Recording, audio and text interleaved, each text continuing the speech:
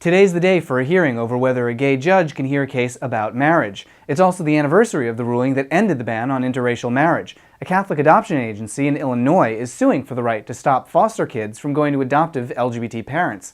And you can't get married in Wyoming, but you can get divorced. I'm Matt Baum, and welcome to Marriage News Watch for June 13th, 2011. Marriage News Watch is made possible by Marriage Equality USA, Carbonated, a creative agency, and viewers like you.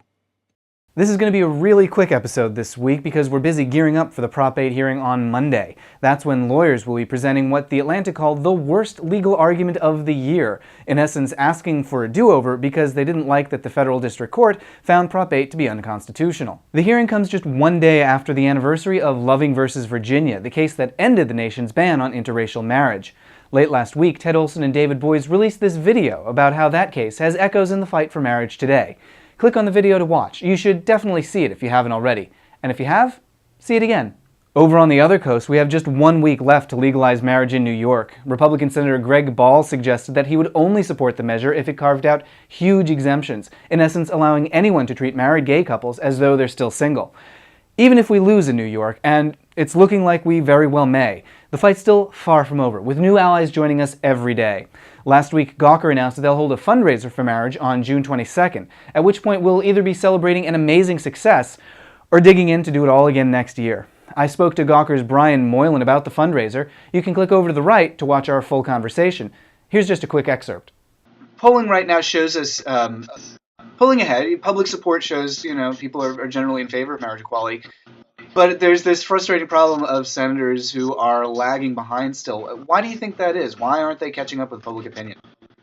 Oh my God. The legislators are always just so afraid of anything that they think might be controversial. And,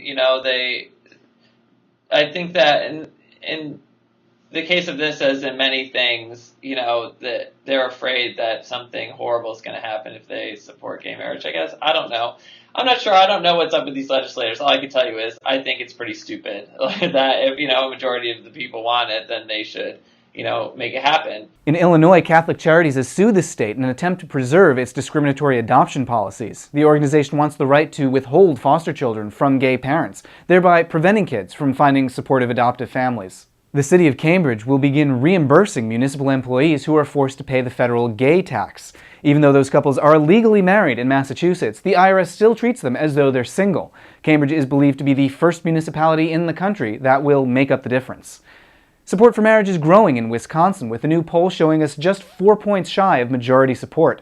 5 years ago, we lost a marriage referendum by 19 points.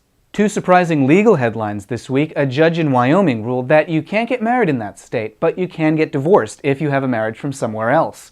And a federal judge ruled that in a bankruptcy case involving a couple with a domestic partnership, the couple may be eligible for the same protections as a married couple. And Target has once again expressed its indifference to LGBTs by refusing to stop funding anti-gay politicians.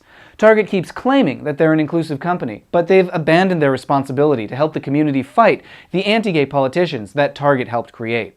In international news, the Scottish government has launched a study on the feasibility of granting marriage equality, and Human Rights Watch continues to push for legal recognition of civil unions in Liechtenstein. The country holds an election on the issue later this week. Those are the headlines on this week's extra-fast version of Marriage News Watch. Click over here to subscribe to weekly updates and visit us at marriagenewswatch.com for more info on all these stories and more. We'll see you next week. Marriage News Watch is made possible by Marriage Equality USA, Carbonated, a creative agency, and viewers like you.